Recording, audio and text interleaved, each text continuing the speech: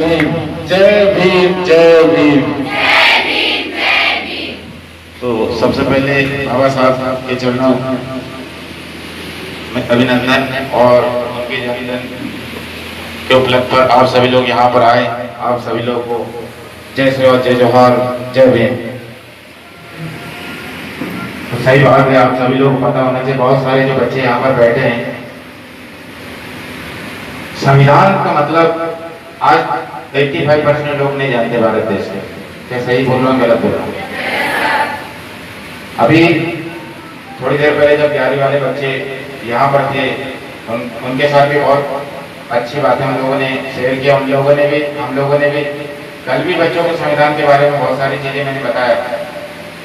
क्या देखो, भारत देश जिस प्रकार से आज आजादी के 73 साल बाद भी विकासशील है, उसका प्रमुख कारण क्या है कि जो संविधान में दिए गए जितने भी जो फंडामेंटल राइट्स है या मौलिक अधिकार, उनका पालन नहीं हो रहा। सही। आज अगर बात करते हैं 1950 में संविधान का जब निर्माण हुआ था या जो भी है, उस समय बाबा साहब ने सर्व समाज के लोगों के लिए, चाहे वो नारी शक्ति हो चाहे पुरुष वर्ग हो, उनके लिए अधिकार को बता दिया था कि मतलब आप लोगों को ये अधिकार है। नारी को भी 50% का अधिकार है और पुरुष को भी। लेकिन आजादी के 73 साल बाद की नारियों की स्थिति ऐसी क्यों? सही। मैंने कुछ दिन पहले ही बोला था कि इस साल एक यूपीएससी में किसी से इंटरव्यू में पूछा गया था क्वेश्चन, किसी का यूपीएससी सेलेक्टेड स्टूडेंट से, क्या महिलाओं के लिए क्या करोगे? तो उस महिला ने जवाब दिया, मैं नारी शक्ति के लिए इक्वलिटी लाऊंगा, बराबर समानता अधिकार। लेकिन उसने जो इंटरव्यू ले रहे थे उन लोगों ने बोला कि ये तो पहले से ही दिया है ये अधिकार, आप कैसे लाओगे? ये अधिकार बाबा साहब ने पहले इंडियन कॉन्स्टिट्यूशन में लिख दिया है कि महिलाओं को भी बराबरी हर क्षेत्र में, चाहे न्यायपालिका हो, कार्यपालिका हो या और भी बहुत सारे क्षेत्र हैं, उनमें नारी को पुरुष के बराबर अधिकार मिलना चाहिए। लेकिन ये कुछ लोगों ने, कुछ मनवादी सोच जिनकी है, उन लोगों ने आगे बढ़ने नहीं दिया। तो उनको क्या करेगा? तो उन्होंने बढ़िया से जवाब दिया, मैं शिक्षा के क्षेत्र में ऐसी क्रांति करूंगी कि जिस प्रकार बाबा साहब जाते जाते कह गए 3 वर्ड, शिक्षित बनो, संगठित रहो और संघर्ष करो। इस साल जो नारी कलेक्टर की बनी, तो रही बात हमारे जो बाबा साहब की जो जयंती मनाने का प्रमुख उद्देश्य यही है। बाबा साहब ने ये नहीं बोला कि आप मेरे जैसे बने, बाबा साहब ने ये बोला कि आप मेरे बताए हुए रास्ते पर चलो। सही। मैं गर्व से बोल सकता हूं कि मैं बाबा साहब के पद चिन्हों में चलता हूं। सब चीज छोड़ने के बाद ये पूरी स्टार बैठी है मेरी फैमिली, आज इनको कोई नहीं जानता, डॉक्टर ध्रुवे की वजह से आज उनको जाना जा रहा है। मैंने अभी थोड़ी देर पहले उस सर से पूछा था, आज अगर कोई व्यक्ति की 5,000 की नौकरी लग जाए ना, तो यहाँ ऐसे ऐसे चले जाएगा। लेकिन ध्रुवे जी डॉक्टर साहब को बहुत सारे ऑफर है, सेक्रिफिकेशन। आज बोलते ना कि सही में अगर आपको कुछ करना है ना, तो मैं तो बोलता हूँ आप कुछ मत करो, आप ग्रामीण अंचलों में जाओ, आपके आसपास चाहे कोई भी समाज का बच्चा हो, उनको मार्गदर्शन दो, किसी भी प्रकार का मार्गदर्शन, चाहे वो शिक्षा हो या जो उनकी आवश्यकता है वो करके बताओ। तो मैं तो करता हूँ। मैं तो लोग बोलते हैं कि हम समाज को संगठित कर रहे हैं, कैसे कर रहे हैं? सीक्वेंस ही गलत है तुम्हारा, सीक्वेंस गलत है। संघर्ष करो, संगठित रहो, शिक्षित बनो, this is wrong sequence. Right sequence सबसे पहले शिक्षित बनो, संगठित रहो, फिर संघर्ष करो, तब मजा आएगा। पहले शिक्षा फिर संगठन, उसके बाद लड़ने का मजा आएगा। पहले संघर्ष की बात नहीं। कहावत है ना, मेरा फेवरेट एक पंक्ति, अकेले हम बूंद है मिल जाए तो सागर है। सही। अकेले हम दूध है मिल जाए तो सागर है, अकेले हम कागज है मिल जाए तो किताब है, अकेले हम अल्फाज है मिल जाए तो जवाब मिल जाए। हर वर्ग को बाबा साहब ने इतने सारे अधिकार दिए, लेकिन मैं लोगों को बोलता हूँ, आज जो ग्रामीण अंचल के लोग हैं, आज जो बाबा साहब एससी कैटेगरी के बंदे थे, यहां तक कि एसटी वालों ने भी उनके साथ अन्याय किया है। आज गांव में जाके देखो, गांव गटवार को लोग बाहर बिठा के खिलाते हैं, लेकिन मेरे घर में ऐसा नहीं होता। मेरे घर में टोटल, क्योंकि मैं अंबेडकर का शिष्य हूं, मैं अगर कोई व्यक्ति एससी कैटेगरी का कोई भी कैटेगरी का बंदा हो, मैं साथ में बिठा के खाना खिलाता हूं। ये शुरुआत अपने से करना है। आज देखो, सीखना चाहिए लोगों से, जिनके साथ जितना अत्याचार हुआ है। पिछले साल का यूपीएससी रिजल्ट देखना, Tina Dabi SC category UPSC first rank. इस साल कटारिया वो भी फर्स्ट रैंक एससी कैटेगरी का बंदा। मैं तो बोलता हूँ जिसके साथ जितना अत्याचार हुआ है ना, वही उठा है इस देश में। आज इनसे सीखना चाहिए। कई लोगों को भीख में चीज मिलती है, लेकिन ये लोग मेहनत करते हैं। आज बोलते ना, मैं हमेशा बोलता हूँ ग्रामीण अंचल के लोग, जो मध्यम वर्ग की फैमिली जो है, अगर वो मेहनत नहीं करेंगे तो शहर वाले भूखे मर जाएंगे। तो ग्रामीण अंचल के लोगों को भी शिक्षा के क्षेत्र में आगे आना चाहिए, समाज का प्रतिनिधित्व करने के लिए आगे आना चाहिए। और ये कैसा होगा? शिक्षा से होगा। आज अगर अपन बात करते हैं कि मतलब हमारा गांव सुधरे, समाज सुधरे, तो कैसे सुधरेगा?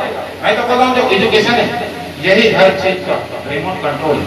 अगर शिक्षा अच्छी है तो सब कुछ हो जाएगा।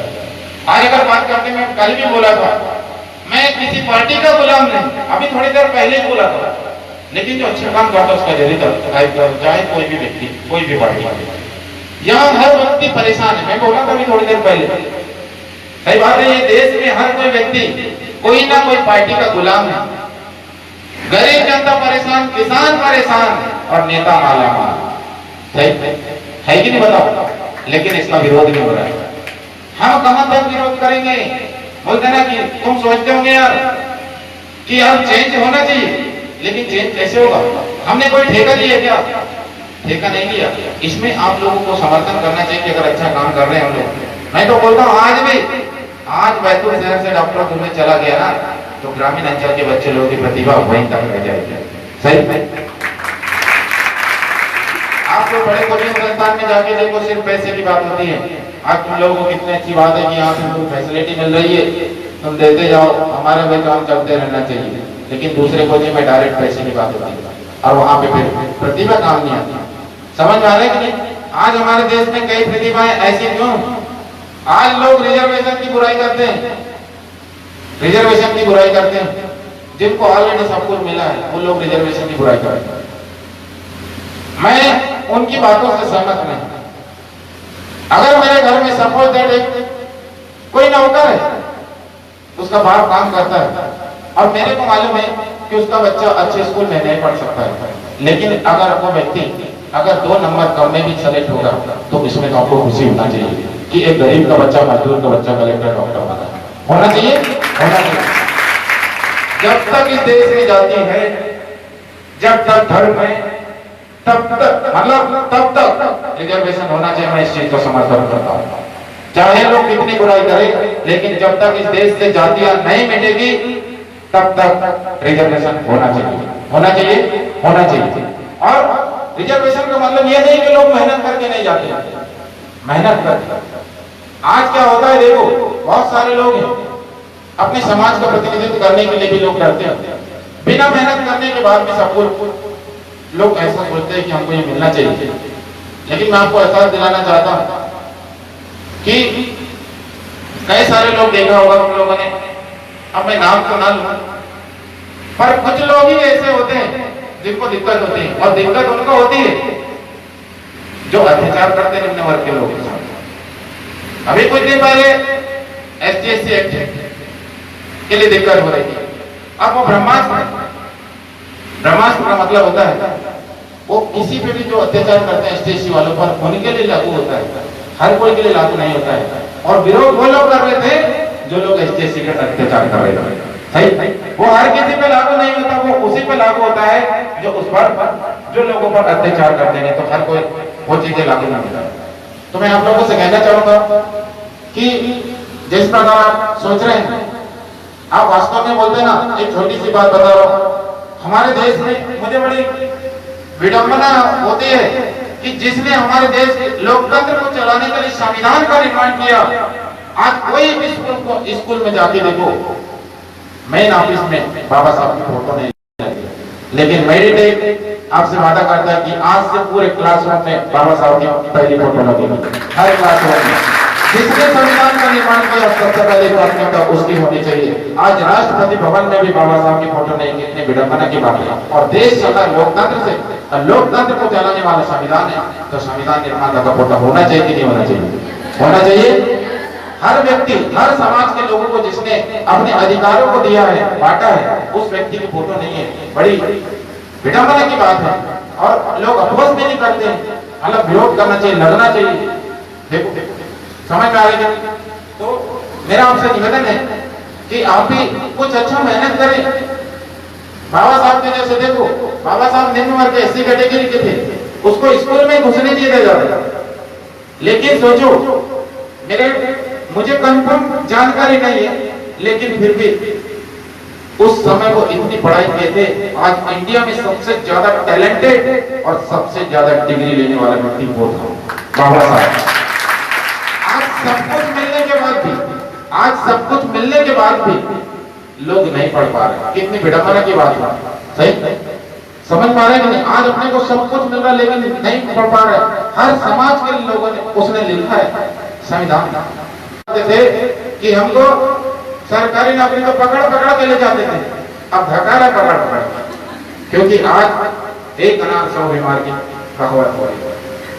समझ में आ रहा? देखो बातें तो बहुत है, बट क्या होता है कि मेरा आज पूरे जिले भर में दौरा है। अभी जस्ट आटनेर में जाना है मुझे, आटनेर में 6 जगह इसमें से। तो आप जितने भी लोग हैं, आप अच्छे से पढ़ाई करें, और पढ़ाई ऐसा नहीं करना कि डिग्री लेके बैठ गए। सिंबल ऑफ नॉलेज, आपके जो फ्रंट में है ना, सिंबल ऑफ नॉलेज हमारे भारत देश में, तो ऐसे व्यक्ति बनो, नॉलेजफुल व्यक्ति कहीं पे भी हो। आज देखो विदेशों में भी लोग बाबा साहब की जयंती मना रहे, कितनी गर्व की बात है, लेकिन गए अपने भारत देश में मना। बाबा साहब का सपना था कि मतलब अगर नारी शक्ति और पुरुष शक्ति को एक समान दर्जे में रखा जाए, या अधिकार दिया जाए, तो हमारा देश जल्दी डेवलप होगा। लेकिन कुछ लोगों ने सोचा महिलाएं जब राजनीति के क्षेत्र में आ जाएगी तो खाना कौन बनाएगा, इसलिए लोगों ने, आज भी मध्य प्रदेश की बात करता हूँ, 230 सीटें हैं विधानसभा, लेकिन 30 लड़कियां भी विधायक नहीं है। कितनी विडंबना की बात है। इसके लिए आपको लड़ना चाहिए, लड़ना चाहिए, लड़ना चाहिए, तभी तो हमारे देश में एक समानता जब आएगी तो हर क्षेत्र में अपना वर्चस्व होगा। समझ, पढ़ने तक सीमित मत रखो, ये दुनिया बहुत वो है बेवफा टाइप की। अगर आप अपने आप को स्ट्रगल या संघर्षमयी गाथा में या स्टेप में नहीं रखोगे, तो अकॉर्डिंग टू लेमार्क जो भी व्यक्ति, मालूम है ना, जो भी व्यक्ति अगर काम कर रहा है तो वही दिखेगा, जो काम नहीं कर रहा है तो निपट जाएगा या निपटा दिया जाएगा। According to Lamarck Darwin, natural selection, जो व्यक्ति काम करेगा वही व्यक्ति दिखेगा, और जो काम नहीं करेगा प्रकृति उसको बाहर कर देगा। तो तुम लोग क्या पढ़ने के लिए आए हो, या किस लिए आए हो, या कुछ बनने के लिए आए हो? क्या करने के लिए आए? क्या करने के लिए आए? कुछ बनने के लिए, तो कुछ बनो। आज सबको एक समानता का अधिकार अगर मिला है, तो कभी भी याद रखना, तुम लोग एनसीआई के स्टूडेंट हो, और हमने कभी जाति धर्म पे बात नहीं किया। आज पहली बार मेरे मुख से कुछ रिजर्वेशन वाले बोल रहा होगा, क्योंकि मुझे दिक्कत होती, समझ में आ रही है, क्योंकि छोटे लोगों की ऊंचाइयों को देख के बहुत लोग डरते हैं। आज तुमको क्या लग रहा है? डॉक्टर दुर्वे बैतूल, मतलब डॉक्टर दुर्वे के बैतूल जिले में फॉलोअर्स होंगे, फॉलोअर्स तो है, पर कुछ लोग अपोजिट भी है। वो सोचते होंगे कि कैसे पहुंचा ये फर्श से लेके अर्श तक, ग्रामीण अंचल, आज भी इसके घर में गोबर से लिपा जाता है, और डॉक्टर दुर्वे तो ऊपर कैसे पहुंच गया। तो मैं तो अभी थोड़ी देर पहले बोला कि मैं अपने आप को मानता हूं डॉक्टर भीमराव अम्बेडकर, क्योंकि मैं उसका शिष्य हूं, और मैं लगातार शिक्षित बनो, संगठित रहो और संघर्ष करो, इस पर चलना। तो आप सभी लोगों को एक बार पुनः बाबा साहब की जयंती के उपलक्ष्य पर मैं कहना चाहूंगा कि अभी 2019 है, आपके सामने एग्जाम है, बहुत अच्छे से पढ़ाई करें, समझ में आ रही है? बहुत अच्छे से पढ़ाई करें, बेस्ट से बेस्ट रिजल्ट दे और आगे भी जहां पर भी जाओ वहां पे भी आपका नाम रोशन होना चाहिए। हमारे तरफ से आपको बहुत बहुत शुभकामनाएं। Thank you.